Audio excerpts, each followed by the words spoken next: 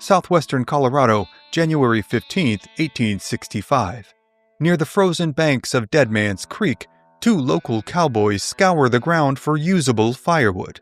Their horses' breath hangs heavy in the air, and their fingers ache from the cold. Gus Hall and another man known only as Big Steve have been sent out in the cold to gather more firewood by their boss, a popular local rancher named William Morris. As the duo decides to move across the frozen river and make their way back to the ranch with their haul of firewood, they are greeted with a truly horrifying sight. A large band of Cheyenne warriors converging at the top of a hill that separates the Cowboys from their ranch. Upon spotting the two men, the Cheyenne have split their forces, sending half of their warriors to attack the ranch, and the other half to cut off and eliminate Hall and Big Steve. Meanwhile, back at Morris's ranch, known as the American Ranch, a few of the other ranch hands and their families are gathered inside the back of the main cabin, listening to William Morris as he saws away at his fiddle and pensively waits for the return of his men. As he plays, the women and children enjoy the warm reprieve from the unrelenting Colorado winter outside. Suddenly, amidst the mournful wails of Mr. Morris's fiddle, Mrs. Morris insists that she hears a noise coming from the front room of the cabin. The fiddle immediately falls silent, as William Morris now resolutely stands and grabs his pistol, suspecting that this noise is not simply his comrades returning with more firewood. His suspicions are confirmed as he opens the door separating the two rooms to find the front room of the cabin full of Cheyenne warriors. For a rancher in 1860s Colorado, there is perhaps no sight more terrifying than this. The Cheyenne, the mighty rulers of central Colorado for many generations, do not take kindly to the increasing incursions by the American settlers, farmers, and ranchers. This effrontery is one that is equally applied by the Cheyenne for any and all intruders into their territory, be they white settlers or other tribes. They have wrested control of this area from all challengers throughout many years of intensive, brutal conflict and combat unfettered by the cultural norms of Western conflict. In Cheyenne raiding and warfare, as is the case throughout many of the Plains tribes, non-combatants are generally considered viable targets, and victory is attained only through utter capitulation or complete destruction.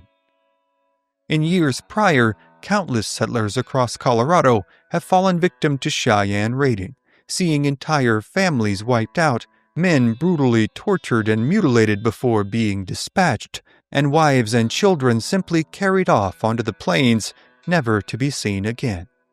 These facts are all too well known to Mr. Morris, as he has made himself ready for such an occasion as this by keeping his revolver cleaned, loaded, and nearby at all times. Now, seeing his home full of Cheyenne warriors, he brings the weapon to bear and fires 3 decisive shots into the warriors nearest him.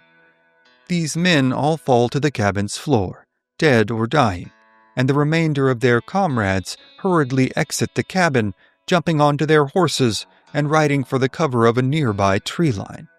But they are not finished. The killing of 3 of their own warriors has only steeled the resolve of the Cheyenne, who are now dead set on retribution.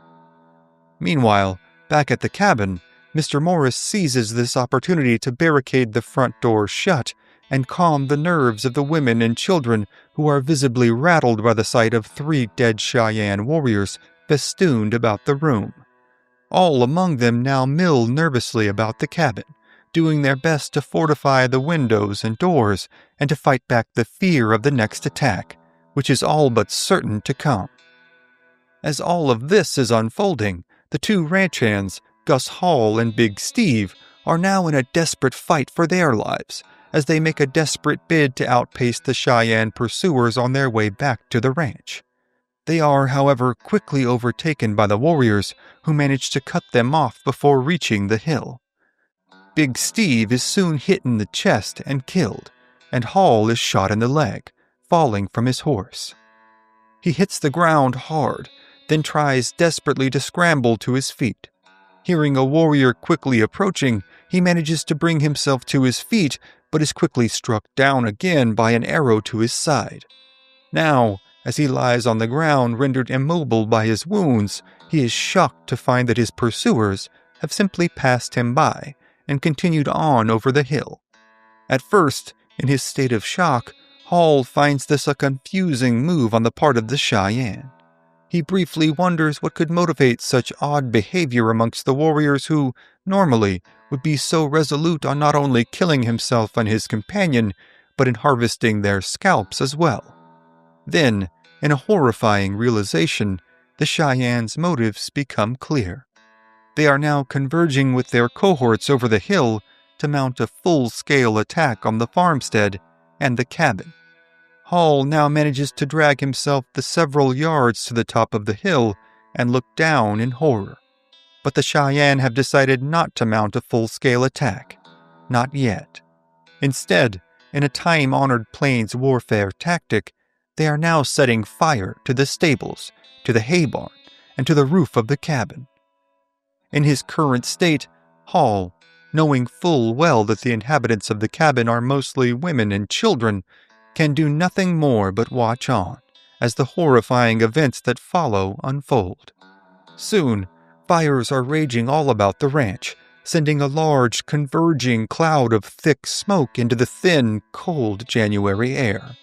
Inside the cabin, panic has taken hold as smoke begins to pour in underneath the door, and the painted faces of Cheyenne warriors appear in every window. They are now trapped, surrounded, thoroughly outmanned, and thoroughly outgunned. Moving quickly with the lives of his family in the balance, William Morris resolutely takes out a bottle of strychnine poisoning that he uses on the wolves who attack his cattle. He walks over to the kitchen and retrieves 2 bottles of whiskey he keeps in the cupboards. With the smoke inside the cabin growing thicker by the second, and the panicked cries of those around him growing even louder, Morris carefully divides the poison between the 2 bottles, shaking the contents well to ensure that they mix. He knows that the Cheyenne will soon overtake the cabin, and that whiskey is prized amongst nearly every warrior. If he cannot eliminate them now with bullets, he reasons, he can eliminate them later via a slow, painful death through poisoning.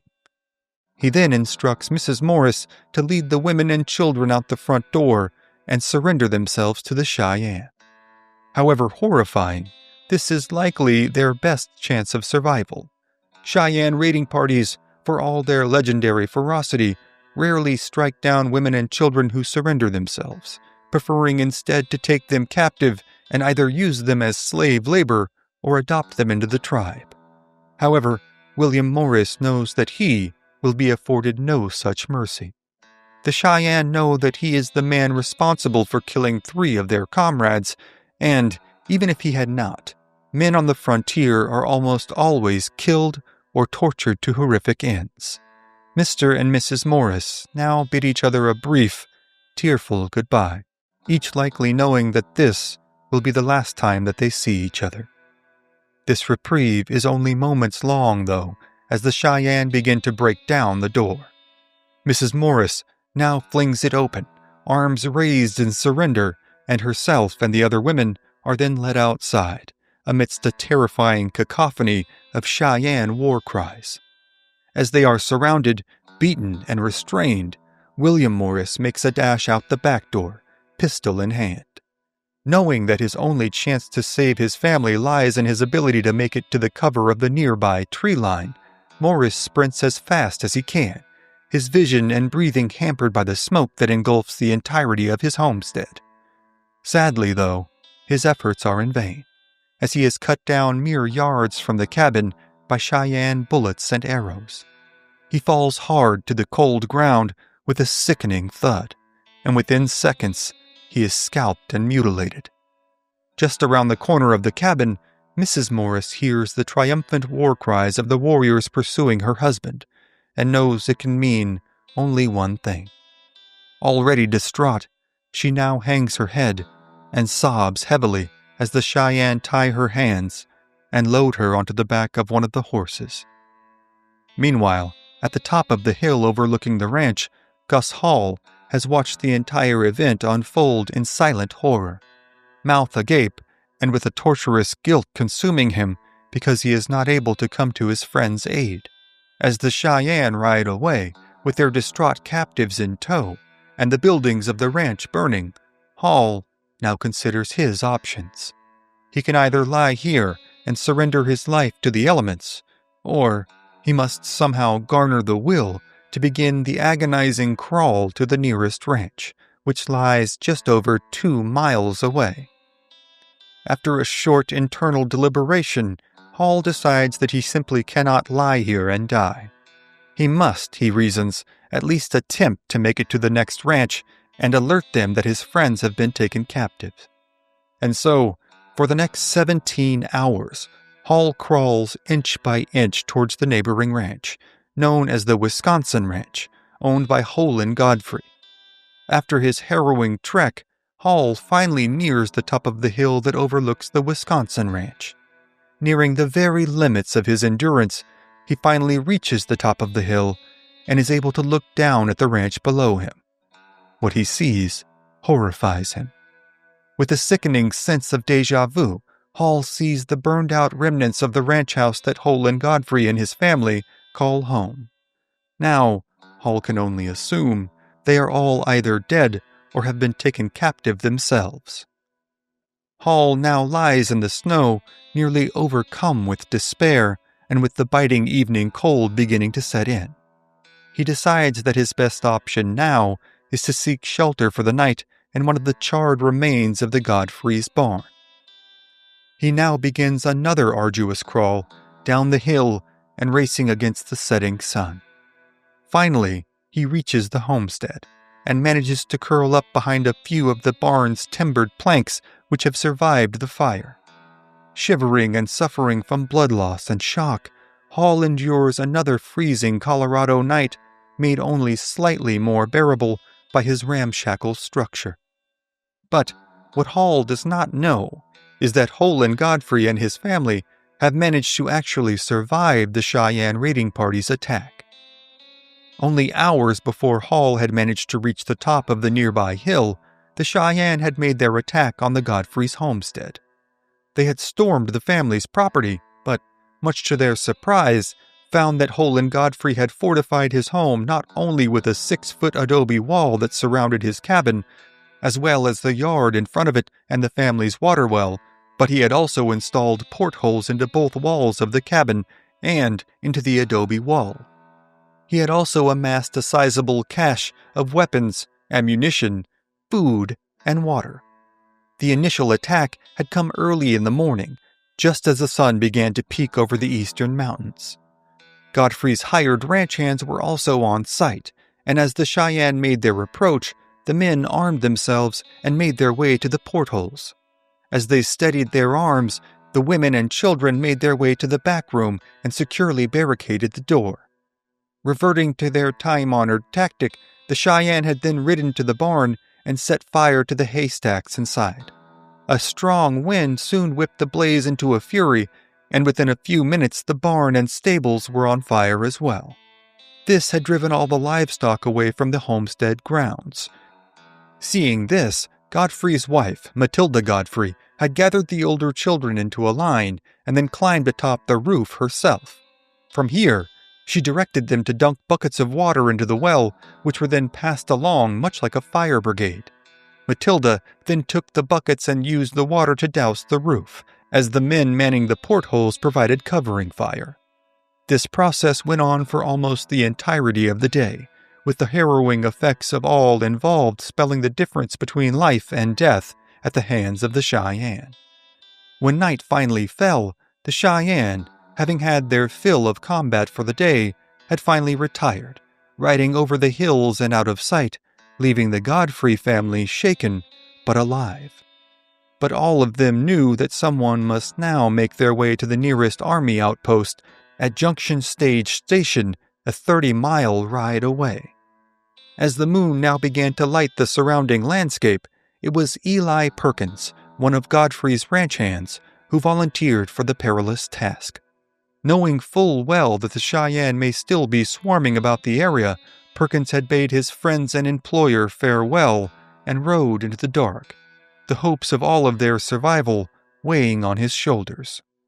Just before 11 o'clock that evening, he had arrived at Junction Station Stage and reported the events of the day to the officer in charge.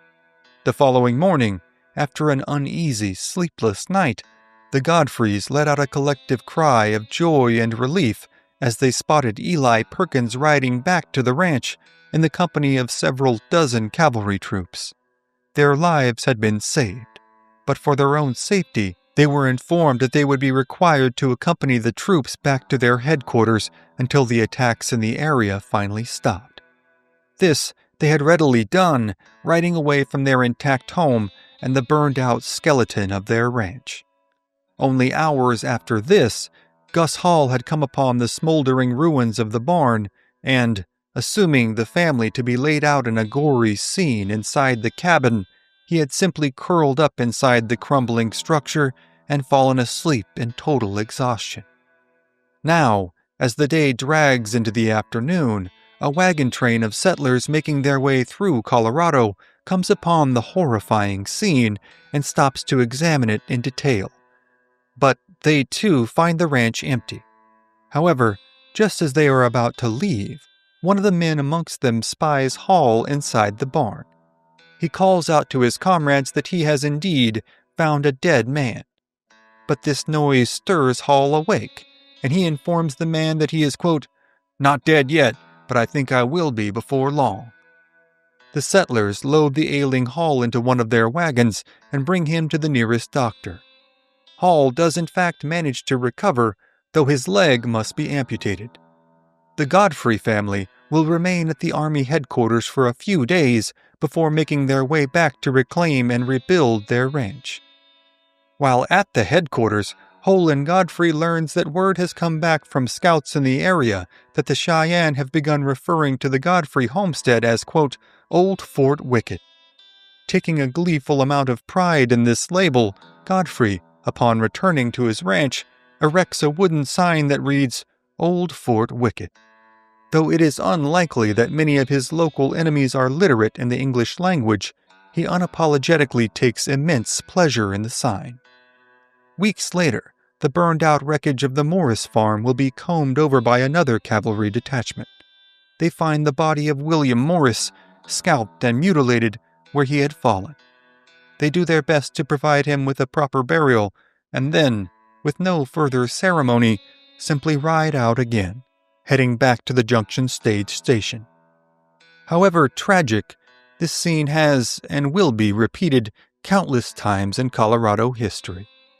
To those soldiers, ranch hands, and families who called this wild land home, the attacks on the Morris and Godfrey ranches will ultimately be seen as just a part of life on the frontier, one to be borne with as much stoicism and acceptance as the seasons or the local grizzly bears. However, this was not the common narrative in many of the larger cities. On January 14, 1865, just one day before the attacks on the Morris and Godfrey families, a local newspaper from the town of Central City, located some 30 miles west of Denver, ran the following article, decrying the exaggerated nature of violence on the Colorado frontier. Quote, "We have been favored by Captain Jones with the perusal of a letter from his sister, Mrs. Clayton from Denver, who started a few days since to go to the South Platte River by coach, but after laying at Valley Station for several days, was compelled to return to Denver. She says, quote, parties who have returned from the scene of a recent fight say there were only 75 to 100 Indians engaged in the fight, and that instead of 12 or 20 being killed as reported, only 4 were actually killed, the rest having since come into the various ranches along the route. She thinks that the coaches might pass through without difficulty, and says the whole account of the troubles have been greatly exaggerated. She is not very complimentary to the military here." End quote. Such was the divide between those who knew the frontier and those who lived on it. The open expanses and rocky mountain valleys of Colorado have, without question, played host to some of the most blood-curdling, bone-chillingly violent events in the history of the Old West. But the stories of those battles, massacres, and outright murders are, for tonight, other stories for other times. West Texas, 1860. As the afternoon sun beats down upon him, local rancher William Davenport drives his 2-horse wagon along the banks of the Sabinal River. He is headed for the town of Uvalde to restock supplies for his farm.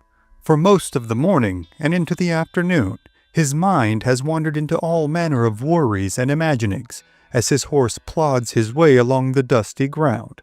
But suddenly, Davenport's attention is rocked to the present when he notices a small dust cloud over the hills. Then he hears the faint but unmistakable war cries of Comanche warriors coming from where the cloud originates. Instantly, he knows what this means. Someone just a few hundred yards away is in very real, very immediate mortal danger. And now, so is he. His grip tightens on his reins as he momentarily ponders his options. He is, like every man traveling in this country, armed. But should he rush over the hill and attempt to help whoever is engaged in a life-or-death battle with the Comanche, he runs the very real risk of meeting an insurmountable force and very likely a hard death out here in the sparse, hot expanses of Texas.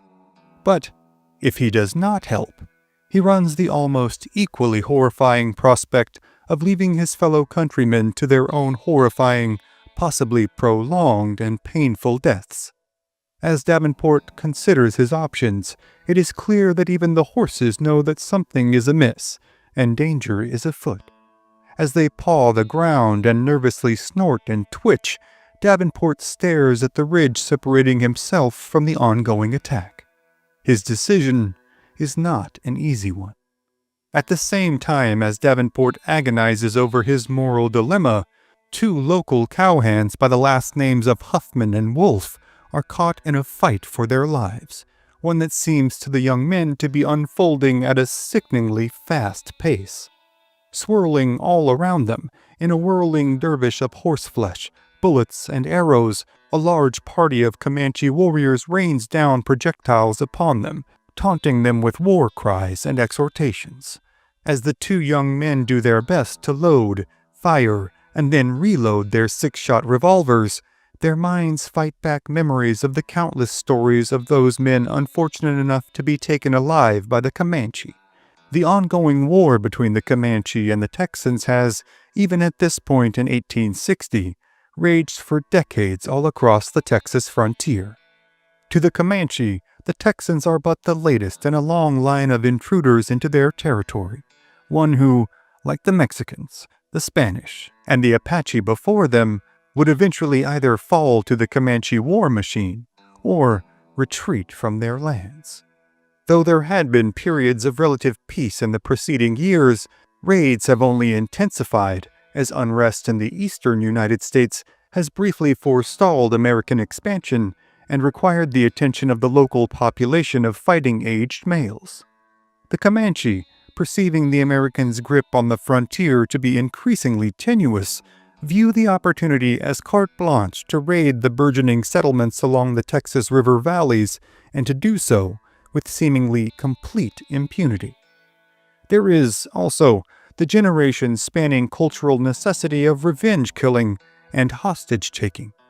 In the years since the late 1830s, the entirety of the Comanche tribe, comprised of numerous autonomous bands ranging from central Texas to Colorado to Kansas, have suffered greatly themselves under countless plagues of diseases such as cholera and smallpox.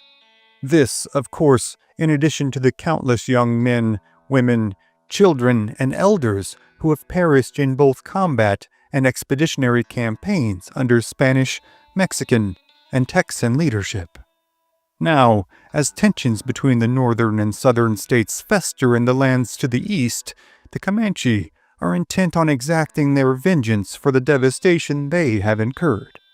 Unfortunately for Huffman and Wolf, they have now found themselves directly in the path of the Comanche's ire, and now their own destruction seems all but assured. though the two men are too engulfed in their tasks of aiming and firing to voice these fears, the rising terror between the two is palpable.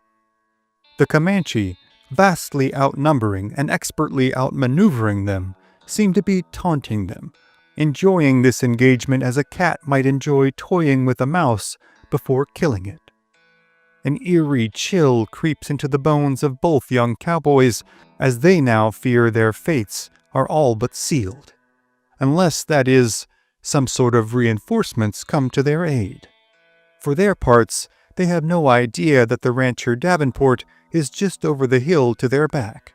All they know is that they are here now. Just this morning, they had risen, eaten breakfast, and saddled their horses, preparing for another day as working cowboys in the wilds of Texas. While pursuing a number of missing cattle, they had happened upon this large, wandering band of Comanche raiders about a mile east of the Sabinal River. Seeing they would have no chance should they attack the Comanche, the pair had wheeled their horses around and made a mad dash for the relative cover of the brush, rocks, and sloping embankments of the edges of the river. The Comanche had spotted the two cowboys at almost the same instant, and now a sizable contingent of warriors, several dozen strong, pursue Huffman and Wolf to the river. As the two young cowboys urge their horses on at full speed in a desperate bid to reach the riverbanks, the Comanche war party, on their small, rough-shod ponies, begin to seemingly inch ever closer. Within moments, bullets and arrows fill the air, as do the shrill war cries of the pursuing warriors. Turning in their saddles, both Huffman and Wolf fire several shots from their revolvers, hoping to, at least, create some amount of space between themselves and the Comanche. Finally, though, several Comanche manage to catch up and swarm in and around the two cowboys. Now cut off from the river, Huffman and Wolf pull their horses to a stop at a large oak tree several dozen yards from the river. This sends those warriors nearest to them now careening past them, as the pair leap from their horses and hunker down at the base of the oak tree. The Comanche now whirl all around them in a cyclone of violence, firing arrows from below the necks of their horses. Finally, after a desperate few minutes, Huffman and Wolf, knowing they cannot hold their position at the base of the tree, both make a desperate sprint for the river. Though they are both likely wounded and in shock, the men run as far as they are able. Within moments, though, they are surrounded by the Comanche. In a desperate last bid, both young men empty their weapons into the pursuing party at close range, hoping to dispatch as many of their attackers as possible before they themselves are struck down. Both Huffman and Wolf are determined not to be taken alive. As their last shots ring out, Comanche arrows strike them from all angles, leaving them floundering and finally falling hard to the ground. Meanwhile, just over the hill, William Davenport hears the fight unfold. Finally, after fretfully considering his options, he decides to wheel his cart around and rapidly make his way back to his ranch, some 3 miles away. While his assistance may indeed be the defining factor in helping those unfortunate souls over the hill from him, it could also very well spell his own demise. This choice is one that is all too often presented by the hands of fate on the Texas frontier. Now, as Davenport drives his cart onto the property and hurriedly makes preparations for any possible Comanche attack to come, another group of Texans is making their way down the Sabine River in search of the attacking Comanche party. Only the day prior, not far up the river, this same party had ambushed and killed a Mexican sheep herder, slowly and callously torturing the poor man to death. After his body had been found, this ad hoc force of frontier vigilantes had assembled just this morning. At around the same time, the two young cowboys in Huffman and Wolf had finished their breakfast. The posse had taken to the trail of the Comanche in hopes of exacting their revenge and preventing any further attacks. But as this party now comes upon a scene of trampled earth and items such as canteens, bedrolls and foodstuffs strewn all about the ground, each man among them is beset with the sickening feeling that they have failed in their goal. Next, they come upon the oak tree under which the two cowboys had made their last stand. Its sizable trunk is filled with arrows, giving it the appearance of an arboreal porcupine. The bodies of Huffman and Wolf lie only 150 yards away, but in the posse's haste, and amidst the brush and tall grass, they go unnoticed. However, a body is finally spotted several dozen yards away. The party rushes over, expecting to find the freshly slain body of one of their fellow Texans. Instead, they find the body of a Comanche warrior, struck dead by a shot to the neck. His comrades have not left his body here devoid of honors, though, as he has been wrapped tightly in a blanket, his eyes have been shut and covered in red paint, and his body lashed to a tree branch, giving him the illusion of sitting upright. Next to his body, hung on another low branch, is his bow.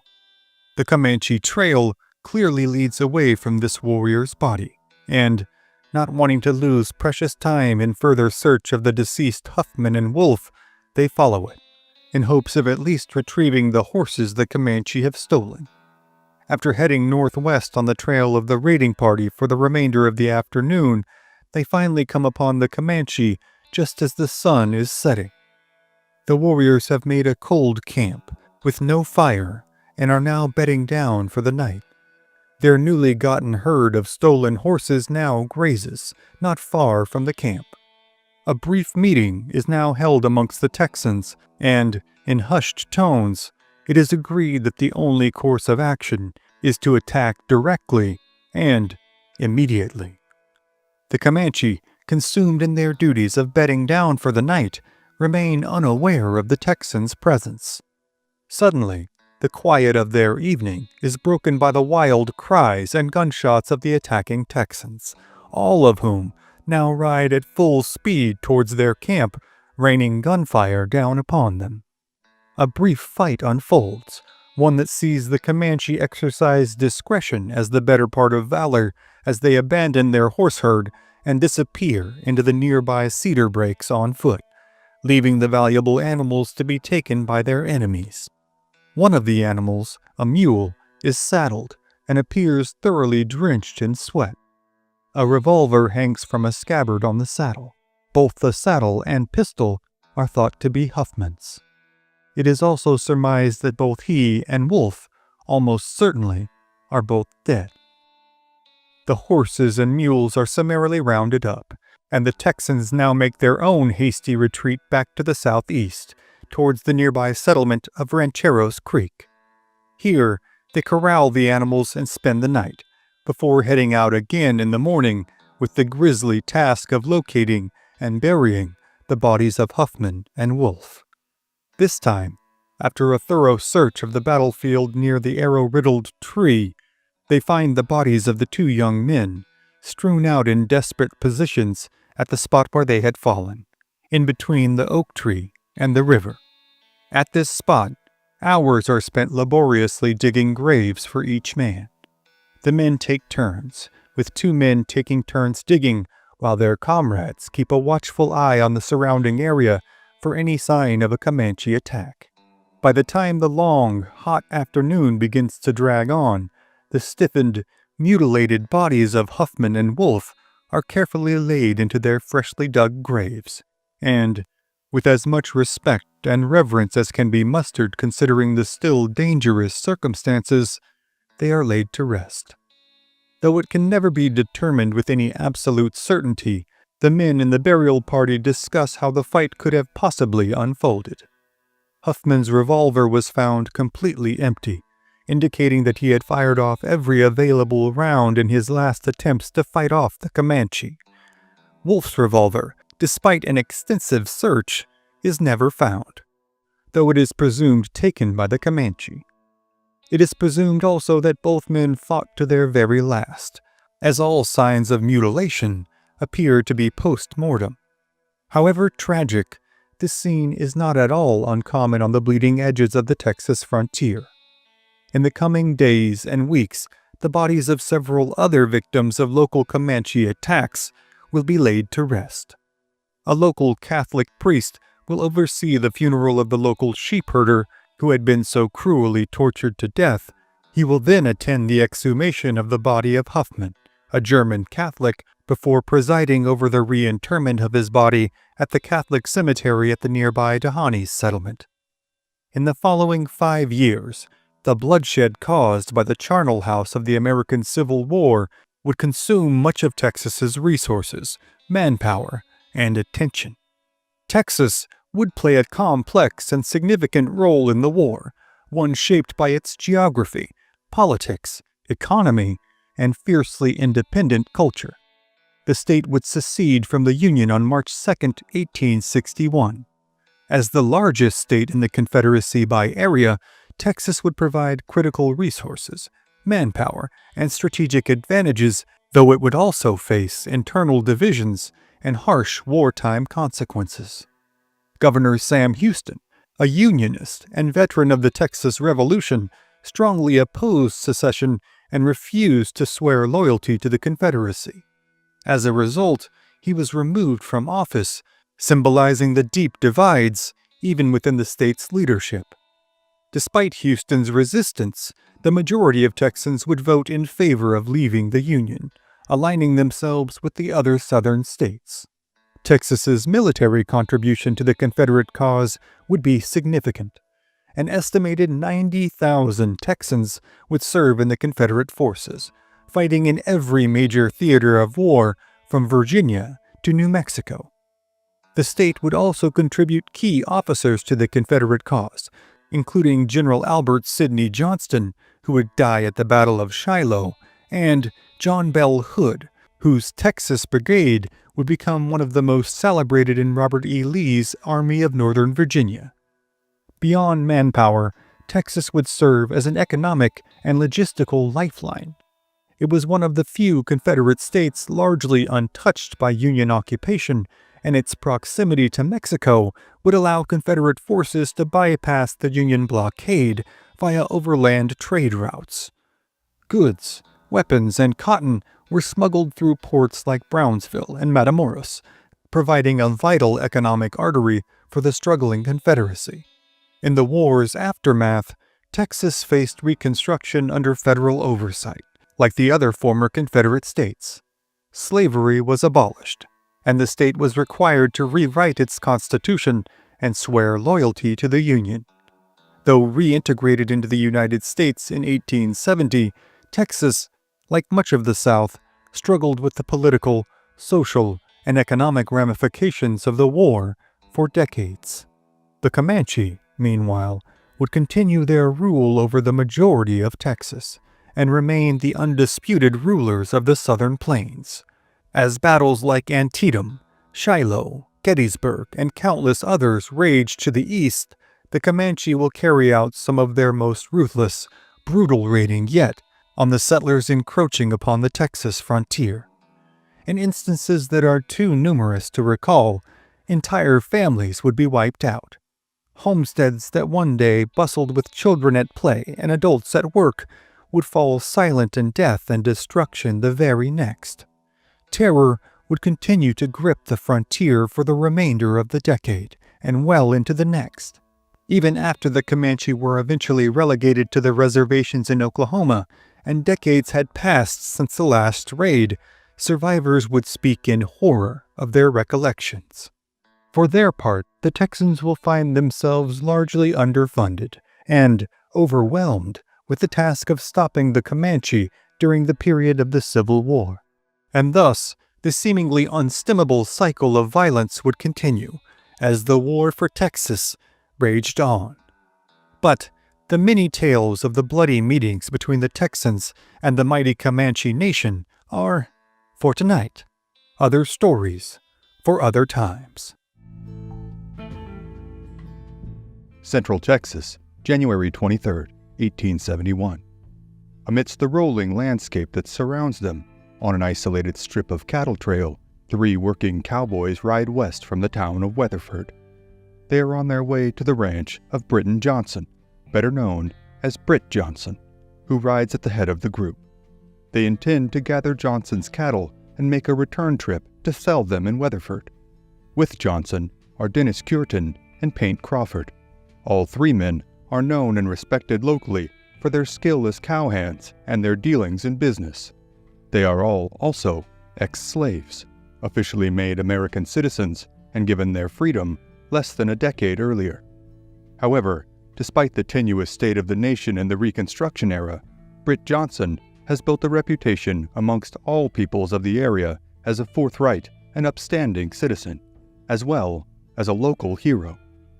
7 years prior, in the summer of 1864, while still under the bonds of slavery, Johnson had been commissioned by his then master to travel to nearby Parker County to procure supplies for the ranch. Britt Johnson had left his wife and young children with the Fitzpatrick family, trusting that they would be safe from the incessant Comanche and Kiowa raiding that plagued the area at the time.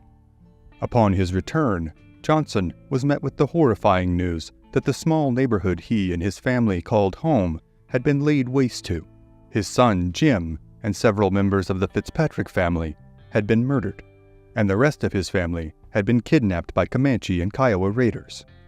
He had secured written permission from his then master to travel alone on the frontier, a legal necessity at the time, and then ventured out on his own in search of not only his family, but the surviving members of the white Fitzpatrick family as well.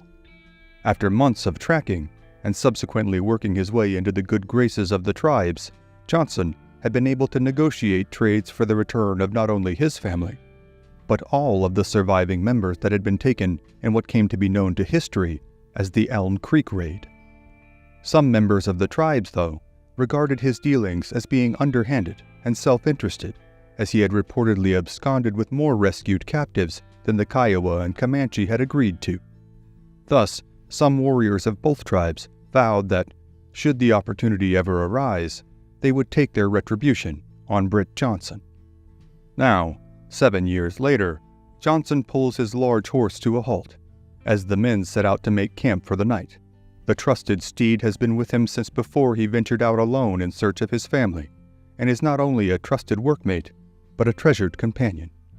Scampering around the horse's feet, Johnson's small dog greets his owner as he steps from his saddle to the ground, whimpering and excitedly wagging his tail.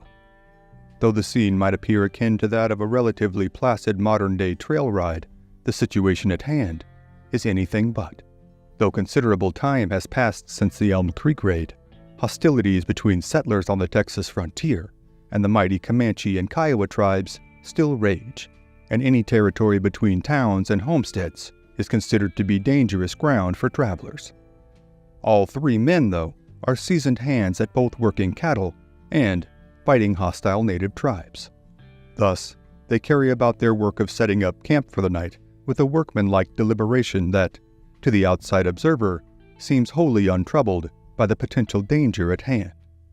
However, all three men are also heavily armed with repeating rifles and Colt revolvers, a necessity in this territory. They also carry hundreds of rounds of ammunition.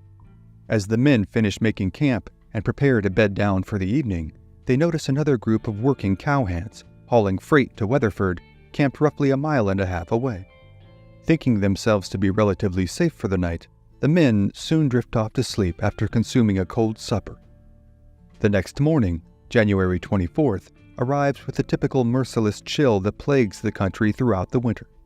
As the morning sun begins to peek over the horizon, Britt Johnson, Dennis Cureton, and Paint Crawford rise and begin to prepare themselves and their horses to move on for the day. However, just as their thoughts begin to drift to preparing breakfast and what the day's travel might hold, the three men in the small camp are startled by the sickening sound of thunderous hoofbeats cutting through the morning stillness. Looking in the direction of the sound, the three men see an oncoming cloud of 25 Kiowa warriors, bearing down upon their encampment at full speed.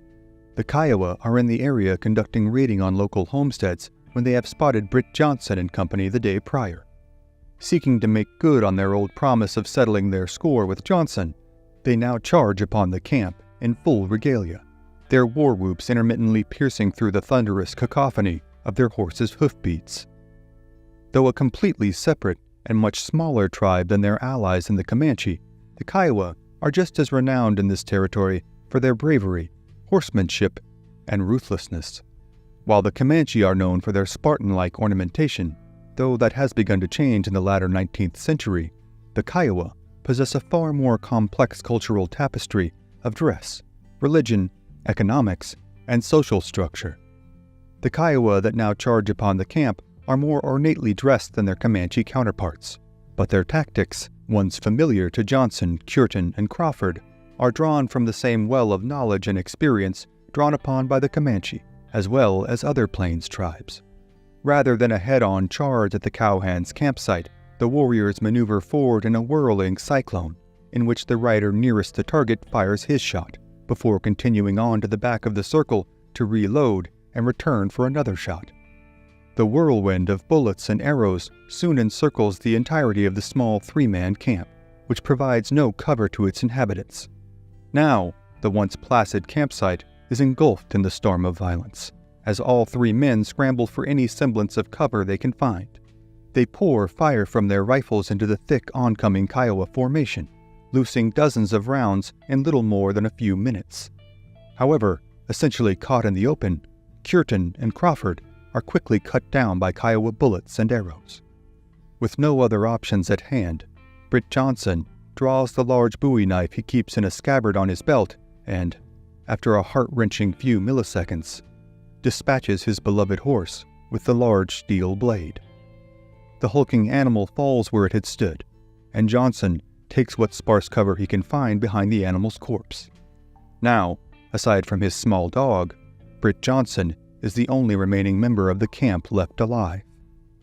From their vantage point roughly a mile and a half away, the team of ranch hands hauling freight to Weatherford can only watch as the fight unfolds, afraid of drawing the much larger Kiowa force's ire upon themselves. They watch, awestruck, as Britt Johnson now fights for his very life in a battle that he very likely knows is lost. However, Johnson fights on with the fury of a man possessed. In a momentary lull in the attack, he scrambles to the bodies of his comrades and procures their firearms and ammunition, before retaking his position behind the body of his horse and continuing to pour fire into the ranks of the Kiowa. With seemingly robotic efficiency, Johnson continues to fire and reload, methodically picking off his attackers as the relentless succession of charges continues. No one can know what thoughts crossed the mind of Britt Johnson during these lonesome, fearful moments. It is a safe assumption, however, that the memories of his beloved wife and children, now only a few dozen miles away, flood his mind. So too might have the memories of his time with the tribes, the killing of his son, and the promises of the disaffected warriors to exact their revenge. Though no one can know his thoughts in his final minutes, Britt Johnson's actions now become the stuff of Texas legend. As the Kiowa warriors dart around him like a swarm of enraged hornets, Johnson gives no quarter and asks for none. Shot after shot rings out, deafening all within earshot as the ground seems to quake with the rumble of the horse's hooves. Finally, though by what means we are unsure, Britt Johnson is struck by either a bullet or an arrow and dealt a mortal wound. Though the onlooking men of the freight hauling detail are unable to discern the moment at which Johnson is killed, they witness the Kiowa swarm his position and know that all is lost for the brave lone cowboy. Hours later, they venture forth to the site of the battle, assured the Kiowa have now left the area. What they find bespeaks a fight and an aftermath that, even on the bleeding edge of the Texas frontier, was unique in both its brutality and its ruthlessness. They find the bodies of Dennis Cureton and Paint Crawford where they had fallen, the tops of both their heads freshly scalped. They see the body of Johnson's horse, prostrate in its last act of service, riddled with bullets and pincushioned with arrows. Behind the body of the horse, they find Britt Johnson. He has been terribly mutilated, with his face gruesomely disfigured, scalped, and eviscerated. So too has the body of his small but eternally faithful dog, found shoved into Johnson's torso. However, in a testament to Johnson's commitment to fight until the end, 173 cartridges are found scattered around his body. To the men investigating the site, and in the eye of posterity, this is a near unbelievable amount of firepower for one man to have unleashed during a fight that was all but assuredly lost before it even began. In the end, the bodies of Britt Johnson, Dennis Cureton, and Paint Crawford are buried in a common grave next to the road near which they fell. A small marker with all three of their names is left at the spot, which is today marked by an official Texas Historic Site marker. Though he was not afforded a major affair for a funeral and was meant to suffer some of the worst indignities wrought upon American citizens within its tumultuous history, Britt Johnson is remembered as a Texas legend and an example to all of what selflessness, determination, and bravery really mean. For their part, the Kiowa would go on to retreat to the northwest, to the vast open plains. Here, they would again join forces with the Comanche in the ensuing 4 years in what would come to be known to history as the Red River War.